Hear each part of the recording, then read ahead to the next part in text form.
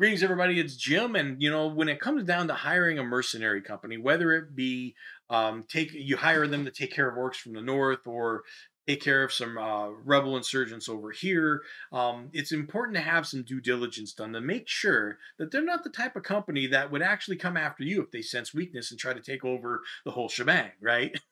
After all, you do need their help, and they probably sense that, which may be one thing to worry about negotiation of price, but it's another thing to lose your entire land altogether. And that's what this adventure is all about. It's about people trying to take back their town after a mercenary company just decided to take it all over. They wiped out the town council and everything, and declared themselves overlords. So today I'm going to be talking to you about why you should be using Dark Lord's Doom from Gaming Ballistic.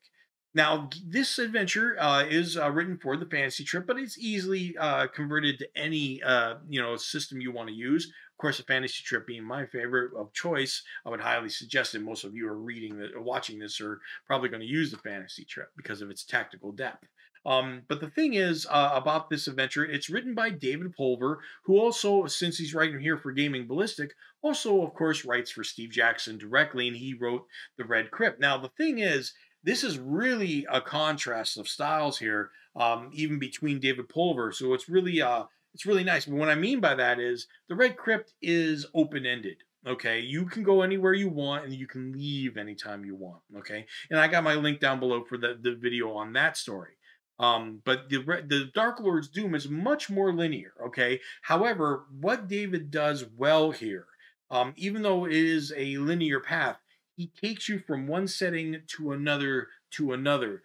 There are weeks that go by between chapters, if you will, and so it doesn't feel like you're staying in one place, and it doesn't feel like you're on rails. Okay, even though you definitely are. So one of the things about how we bounce around in this adventure is also David makes a point to when battles happen, there's something special about the battle. It's not like, okay, here's these guys, and just go. That's something you save for random encounters. That'd be fine. But all these have a special purpose, and I like that. Now, I was always learning new tactics when I play the fantasy trip. Now, usually that has to do with wizards, okay, because I don't play a lot of with wizards as much as I just play straight up battles. Okay, and when magic hits the fan, it always throws me for a little bit for a loop. There's so many options, right? But yeah, I'm still learning new tactics, and this game actually taught me a tactic where I said, "Oh, I could do that instead." Of course, I learned the hard way, got wiped out, but that's okay. Now, it's suitable. This adventure is easily suitable for GMs to use with their group. Of course, it's for adventurers, right? Adventurers, right?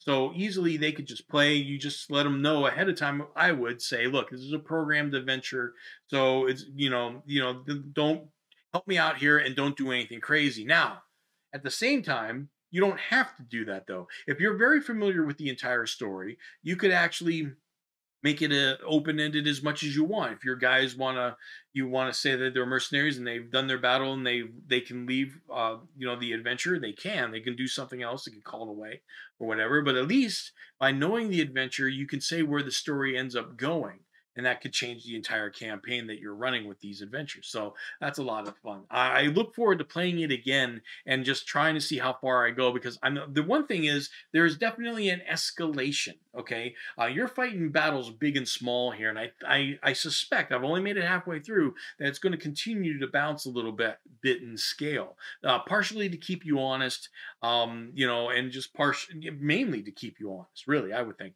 But I definitely see an escalation. I feel like it's like just like any other epic story. You start out small, and all of a sudden, the next thing you know, at the end, everything is hitting the fan, and you're just having a blast.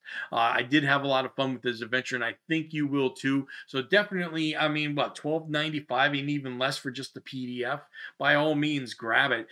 Dark Lord's Doom by Gaming Ballistic. Thanks a lot, everybody, and I'll see you next video.